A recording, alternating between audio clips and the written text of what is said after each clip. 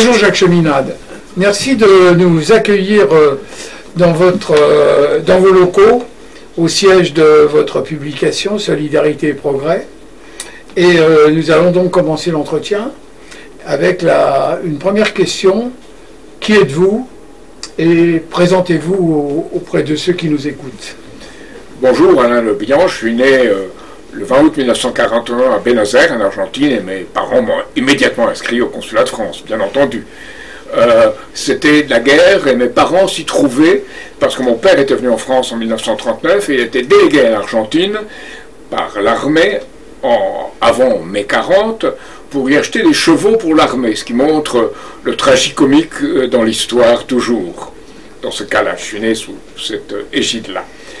Ensuite, le péronisme, l'expérience du péronisme, très importante pour moi, parce que c'est un populisme qui, sur le plan social, était très bien orienté, qui a fait de mesures tout à fait justes, mais qui, sur le plan financier, s'était laissé aller à la corruption et à une incapacité à faire ce qu'il avait prétendu vouloir faire, en raison de ses concessions à ce système financier existant, qui le rendait pieds et poings liés. Ensuite, ma deuxième expérience, ça a été les États-Unis et la rencontre avec Lyndon LaRouche. Elle est très importante parce que là, j'ai vu qu'il y avait une évolution du monde vers la financiarisation, le FMI, la Banque mondiale et surtout le Club de Rome. J'ai vu les thèses malthusiennes du Club de Rome et je suis profondément anti-malthusien. Le Club de Rome, 5 février, pour moi, 5 février 1985, supplément du New York Times du dimanche, où l'on disait, voilà, la barque humaine est trop chargée, il faudra en jeter par-dessus bord, s'il y a des volontaires c'est tant mieux, sinon on les jettera. Et c'était dit comme ça. À cette époque-là, on parlait crûment. Donc pour moi, se dire non, c'est pas possible. Et à ce moment-là... Quoique Attali, il parle aussi crûment aujourd'hui. Non, pas aussi crûment, ils sont plus pernicieux, plus hypocrites. Aujourd'hui, on est dans le monde des hypocrites et des voleurs de mots. Donc, à l'époque, ce qu'on a vu avec Lyndon LaRouche, c'est que d'un côté, il y avait cette financiarisation, et si on l'attaquait, on était d'extrême gauche, tout à fait à gauche, à l'époque, et de l'autre côté, se mettait en place une idéologie du sexe marchandise, de la musique bruit, hard, de plus en plus hard, comme on disait là-bas, et de la tolérance vis-à-vis des drogues. Si on l'attaquait, cela, à l'époque, on était de droite ou d'extrême droite. Et ce qu'avait très bien vu LaRouche, et ce que j'avais vu avec lui, c'est que c'était deux éléments d'une même politique qui était la destruction de la capacité humaine à prendre la responsabilité de son avenir. Et la destruction de la justice sociale, et en même temps, évidemment, de la souveraineté nationale. Aurelio Peccei, j'ai retrouvé une citation récemment, qui présidait le Club de Rome, a dit « L'ennemi, c'est la souveraineté nationale, et l'ennemi, c'est l'espèce humaine qui se développe comme un cancer, par métastases successives. » Donc moi, ça a été mon engagement politique. Je voyais venir ça, j'ai dit « Non, je m'engage contre cela. » Et la troisième expérience, élection présidentielle de 1995. Alors là, j'ai découvert ce qu'était la France, et malheureusement, ce qu'elle allait devenir. Pas le peuple français, mais ce qui était en place en France. Mon message, qui était de dire, dès ce moment-là, et j'étais le premier, en France, en tout cas comme homme politique, il y a une bombage des produits financiers dérivés. Je l'avais dit 2 ans avant l'élection de 1995. Et ça va nous éclater à la figure. Dans 10 à 12 ans. Je l'ai dit dans ma campagne présidentielle, oh là là, c'était pas capable, on n'est pas capable de vous situer, on ne sait pas qui vous êtes. Et finalement, le Conseil constitutionnel a rejeté mon compte de campagne dans des conditions reconnues par tout le monde aujourd'hui, iniques, qu'on soit à gauche, à droite, à l'extrême gauche, à l'extrême droite, tout le monde sait que les conditions ont été iniques. Donc on ne voulait pas en France écouter cette parole-là, parce qu'on rentrait dans la soumission à l'ordre financier et idéologique anglo-américain. On avait commencé avant, vous me direz. Nous avons été aussi les premiers à dénoncer en 1986 l'acte unique qui disait qu'il fallait laisser la libre circulation des biens, des services, des personnes et surtout des capitaux en Europe. À partir de là, il n'y a plus de souveraineté nationale. Donc, j'ai combattu tout cela et ça a été une expérience de voir les journalistes, les médias déclarer que j'étais tantôt au CIA, tantôt au KGB, tantôt d'extrême gauche, tantôt d'extrême droite. J'étais quelqu'un qu'on ne pouvait pas envisagé d'incorporer dans la nation. Or, c'était moi qui représentais les intérêts, les vrais intérêts de la France et de la nation, qui ont toujours été ceux de la souveraineté, mais d'une souveraineté déterminée, comme le disait le général de Gaulle, par être présent au monde, tenir son rang, mais en même temps admettre du monde et le synthétiser, ce qu'il peut avoir de meilleur. Et cette souveraineté, c'est une souveraineté offensive, c'est pas une souveraineté qui se réfugie derrière une ligne Maginot. Ça, c'est ma deuxième expérience. Ma troisième expérience, ce sont mes 3 campagnes présidentielles, où, dans aucun cas, on a voulu écouter ce que j'avais à dire. Et dans tous les cas, on a prétendu que je pensais à autre chose, on a prétendu que j'étais obsédé par l'espace, et que ça n'avait pas de place dans une campagne présidentielle. Je me souviendrai toujours de Nicolas Sarkozy disant « je dois parler après Jacques Cheminade », et c'est quand même que je dois parler après cet homme-là, non. Donc, ce Nicolas Sarkozy qui nous a fait sortir du commandement intégré, qui nous avait réintégré le commandement intégré de l'OTAN, qui a fait ce qu'il a fait en Libye, et qui a organisé, avec Michel Barnier d'ailleurs, en 2007-2008, contre la volonté du peuple, exprimée en 2005 par le référendum, remettre en cause cela et nous remettre dans le contexte d'une Union européenne qui n'a rien à voir avec l'Europe, une Union européenne qui était l'élément financier, à travers l'euro, prenant le relais et faisant la même politique que cet ordre financier et idéologique international auquel on est soumis. Et on a vu tous les présidents le faire après. Jacques Chirac, on a dit non, mais Jacques Chirac s'est soumis, sauf le discours de Villepin aux Nations Unies que l'on connaît, mais pour le reste, tout le domaine financier, il s'est soumis.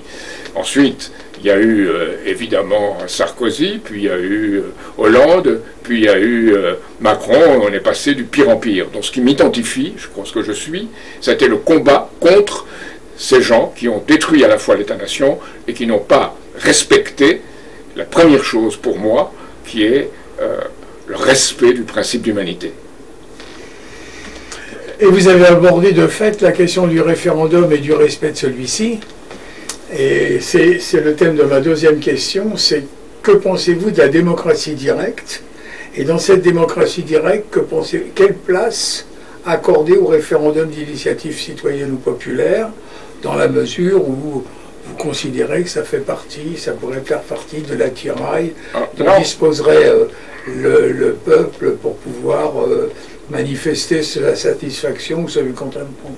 Alors là, on touche au domaine où nos soi-disant élites, qui sont en fait des gens qui vivent entre eux et qui élaborent des lois qu'au besoin ils ne respectent pas eux-mêmes, d'ailleurs, leurs propres lois, cette élite-là, c'est manquer du monde. C'est le référendum d'initiative engagée. C'est l'article 11 de la Constitution. Ils font 1/10 des inscrits, ce qui est impossible.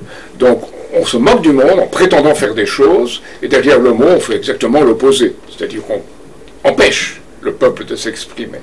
Alors pour moi, vous savez, dans notre journal qui s'appelle Nouvelle Solidarité, nous citons Lazare Carnot, élevé à la dignité d'homme tous les individus de l'espèce humaine. Eh bien, correspond à cela ce que disait Condorcet. Il disait, lui, qu'il faut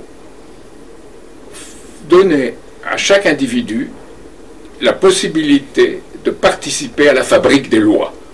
C'est ça le référendum d'initiative citoyenne ou populaire. Et il y en a 3, pour moi il y en a 4 bien sûr, que les Gilets jaunes, pour moi il y en a 3 fondamentaux. C'est au sommet le référendum constitutionnel, après il y a le référendum législatif, puis il y a le référendum abrogatoire. Il y a le référendum aussi révocatoire. Dans ces différents référendums, il faut voir le niveau auquel on se situe. Alors, les Gilets jaunes avaient dit 700 000, je crois, par rapport, pas aux inscrits, mais par rapport au vote exprimé dans les élections. Il faut ouvrir cette possibilité. Donc, c'est une première chose. La deuxième chose, il faut déterminer quel est le nombre qui ne doit pas être le même, à mon avis, selon un référendum constitutionnel ou un référendum législatif, abrogatoire ou révocatoire. Et enfin, ce que je dirais, c'est qu'il faut une information. Ça n'a de sens que si on donne au peuple les moyens de connaître et de comprendre. Et à ce moment-là, ça a un sens. On ne le fait pas. Et au contraire, je dois dire que sur cette chose-là, je suis d'accord, pas sur tout, mais avec J.D. Vance, dans ce qu'il a déclaré, lorsqu'il disait qu'on violait la liberté d'exprimer et la liberté de parler en Europe. Mais on ne la viole pas directement, on le fait sournoisement avec de la pommade, ce qui est peut-être encore pire. Donc voilà, pour moi, ce qui est essentiel. Alors, en ce qui concerne comment écrire les textes, je pense que les gens qui y ont réfléchi, comme Yvon Blot par exemple, comme maintenant Étienne Chouard, ont fait des contributions extrêmement utiles, et les Gilets jaunes également, bien entendu, mais ça va sans dire, des contributions extrêmement utiles sur le fait que les gens eux-mêmes, puisque ça intéresse, c'est pour eux, doivent participer à la rédaction et s'élever en participant à cette rédaction. Donc le référendum d'initiative citoyenne ou populaire, on peut l'appeler de plusieurs façons, ce référendum-là du peuple, pour moi, ce référendum-là doit aller de pair avec la participation. Et vous vous rappelez, le général de Gaulle a été battu sur cette idée de participation. Malheureusement, sous pression de son entourage, il avait présenté la réforme de l'État et des régions. Ce n'était pas la vraie question, il aurait dû présenter la participation en tant que telle. Eh bien, cette participation, c'est ce qui est absolument clé pour redonner la parole au peuple et répondre, comme je l'ai écrit dans un livre que je ferai paraître, répondre aux cris du peuple. C'est cela, ce dont on doit parler, enfin. Parce que personne n'a vraiment répondu au cri du peuple depuis que la Commune l'a exigé. Jules Vallès, hein, c'est son journal, répondre au cri du peuple. Le cri du peuple, ça s'appelle. On va aborder donc le troisième sujet. Et là, disons, c'est un discours libre. Hein. C'est qu'est-ce que vous souhaitez transmettre aux gens qui nous écoutent. Et je vous laisse la parole. Alors, il y a deux choses fondamentales. C'est que, selon les sondages, entre 70, 73, 78% des Français sont pour le référendum d'initiative citoyenne. Donc, il faut les écouter. Et, en même temps, plus de 70% sont contre ce qu'on continue à fournir des armes à l'Ukraine. Il faut les écouter. Et aujourd'hui, c'est très urgent, parce qu'on envoie les Ukrainiens à la mort de façon absolument obscène, et je vous parlais de l'hypocrisie. On dit oui, il faut qu'ils fassent la guerre, oui, qu'ils se fassent tuer, mais nous, non, on reste derrière et on les pousse devant. Donc ça ne se fait pas. C'est absolument inadmissible du point de vue de la souveraineté réelle des Ukrainiens. Réelle, pas ce qu'on prétend appeler leur cause, qui n'est pas leur cause. C'est la cause de l'OTAN, c'est la cause des pays occidentaux, malheureusement auxquels la France, et pas seulement Emmanuel Macron, beaucoup de gens en France, une majorité en France, des élus et des gens qui sont en place se sont ralliés. Ils ne sont pas très exigeants d'une façon générale. Ils ne sont pas très exigeants d'une façon générale, ceux qui sont censés... ils sont très exigeants pour défendre leurs intérêts. Oui, mais en ce qui concerne les questions de la guerre dans laquelle on s'engage, on n'entend pas quand même chez les hommes politiques de manifestations particulières contre. Parce que pour eux, la guerre, c'est comme un jeu vidéo. On n'y meurt pas et ce n'est pas leur chose. Les militaires le savent, et vous avez vu, ces militaires qui ont signé cette déclaration, je crois qu'ils sont 68 et de très haut gradés, puis il y a eu 25, bientôt 30 000 personnes aussi qui l'ont signé. Donc là, il y a un cri du peuple, comme je le disais tout à l'heure, et il faut l'écouter. Ça, c'est la première chose, il faut échapper à la guerre. Nous, au niveau international, on a constitué une coalition internationale pour la paix, dans laquelle se présentent des gens de différentes opinions, mais qui tous savent qu'il faut éviter qu'on aille vers ce réarmement. Et ce réarmement est d'autant plus absurde en France qu'on n'a pas les moyens de faire une guerre réelle, on n'a pas l'armement, on n'a pas les moyens, bien qu'on se convertisse. Vous avez vu que les fonderies de Bretagne, maintenant, vont faire des obus. C'est pas le seul cas, hein, cette reconversion stupide, par rapport à la situation actuelle, parce qu'on n'a pas les moyens de faire cette guerre-là. On veut faire une guerre sans avoir les armes contre un peuple qui ne nous menace pas, c'est-à-dire les Russes. Donc, l'Europe aurait dû jouer un rôle de médiation, elle aurait dû jouer un rôle qui soit un rôle positif. Lorsque Poutine a demandé la sécurité en Europe, l'Europe aurait dû dire oui, on négocie. Ben non, on n'a pas négocié, et on a eu ce qu'on a fait, ce qui est arrivé, c'est-à-dire les Russes sont entrés en Ukraine, parce qu'il a été provoqué. Donc, il faut sortir de là, il faut sortir de cet univers-là. Maintenant, il y a quelque chose de plus important. Il faut sortir de l'ordre financier dominant, qui est celui qui produit la guerre. Alors, il faut être très clair sur un point. Trump a dit qu'il voulait la paix. Je crois qu'il le veut, parce que c'est un businessman et il veut la paix. Trump a dit, sur l'Ukraine, sur l'Iran, que les choses avançaient. Lavrov, le ministre des Affaires étrangères russe, l'a dit aussi. Et je crois que les choses avancent. Mais elles ne pourront pas aller au bout, elles ne pourront pas être quelque chose de solide si on ne touche pas à cette question financière. Et pour cela, il faut une nouvelle architecture au niveau international de développement mutuel, de sécurité mutuelle, et qui soit fondée sur un ordre financier qui ne soit pas celui du dollar impérial de la finance folle. Ce n'est pas le dollar du peuple américain, ce n'est pas le dollar même de la nation américaine, c'est le dollar d'une finance folle qui a pris le contrôle des États-Unis. Et je crois que dans l'administration Trump, J.D. Vance, je l'espère, il a rencontré le pape pendant 5 minutes, ça l'a peut-être encore davantage édifié, Tulsi Gabbard, qui est à la sécurité, et Kash Patel, qui est au FBI, veulent nettoyer les écuries d'Ogias, ils veulent nettoyer ce qu'on appelle l'état profond, qui pour moi est l'état financier et idéologique. Et ces gens-là, qui sont dans cet état financier et idéologique, c'est pas seulement la cupidité, c'est pas seulement la volonté de gagner de l'argent et de faire la domination par l'argent. Vous savez, en France, on a une expérience de ça. Émile Zola a écrit sur l'argent un très beau roman. Peggy a écrit sur l'argent. Emmanuel Mounier a écrit sur l'argent. Lorsqu'il a fallu s'insurger contre un domaine qui était aussi celui de l'argent avec l'occupation financière et militaire, De Gaulle, le 18 juin 1940, et Charles Tillon, on l'oublie, le communiste, il a eu des ennuis après, le 17 juin 1940. Donc on a tout cela, on a cette tradition en France, c'est pour ça que je crois en la France. Et je crois que ceux qui disent que pour les jeunes, qu'il n'y a qu'une seule possibilité, c'est de sortir de la France, moi je ne crois pas.